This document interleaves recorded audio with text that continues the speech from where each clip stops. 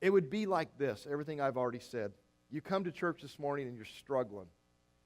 And I just picked out one thing. You're struggling with debt and financial difficulties. And you are wondering this morning, how can I pull through this? You're wondering this morning, I have more on me, God, than I can stand. You're here today and you're saying, God, I don't know what to do. You're not certain about your future. God, please help me. God, please help me. God, please help me financially. Lord, please help me. God, I want you to get me out of this jam. Lord, I want you to get me out of this trial. Lord, I want you to pull me up out of the hole that I've dug myself in.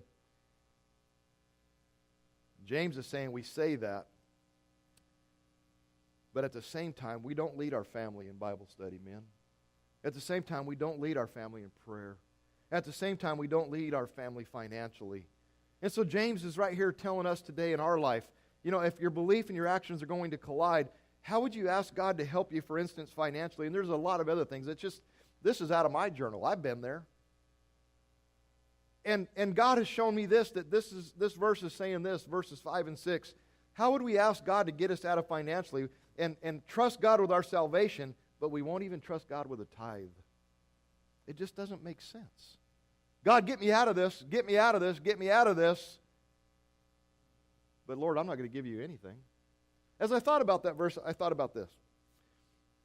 Anybody ever teach their kids how to swim? Remember when you got them up in the pool and you got out about from here to John, and John, your kid, you have a kid up here on the pool, and I got about that far, and I'd say, okay, jump to Papa. You know what I mean? Come on, jump in. And then I would say, you know, bend your knees, and then I would say, put your hands together and bend your head down, and I said, just lean forward and fall in. What does every kid say? I can't. Then what do they say? Well, come up here, Daddy, and let me hold you. Let me have your finger. So if I go up like this, John, they'll grab your finger, then they'll jump in. See what I'm saying? But this verse is saying that all of us do that. We're at the edge of the pool, our knees are bent, our hands are forward. God, get me out of this. God, get me out of this. And God's going, all you got to do is have faith and jump in. And all of us say, oh, I ain't going to do that. But if I can hold you, I'll do it.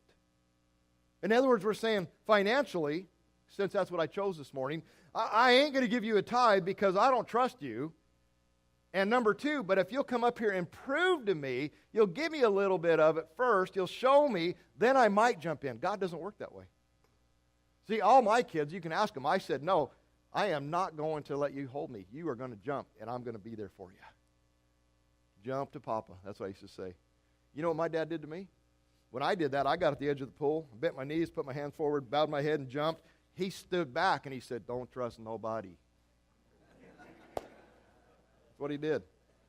I come up, and he said, don't trust nobody. But anyway, in that same voice, I don't know where he got that voice, but that's what he said. All right. God is saying, you got to jump in. God is saying, I'm not going to sit there and hold your hand forever and okay, I'll get you through this one again. I'll throw some money at you or whatever. Or, no, God is saying, you know what? Prove to me first that you're going to jump.